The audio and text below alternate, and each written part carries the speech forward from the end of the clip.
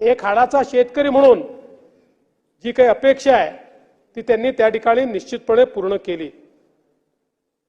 आता नांगर हाती धरायचा नाही आहे, बेल हाती धरायची आहे आणि त्या बेलच्या माध्यमातून आमच्या सगळ्यांवर आपल्याला कंट्रोल ठेवायचा आहे। पण आम्ही चांगले विद्यार्थी आहोत, कधी कधीच आम्ही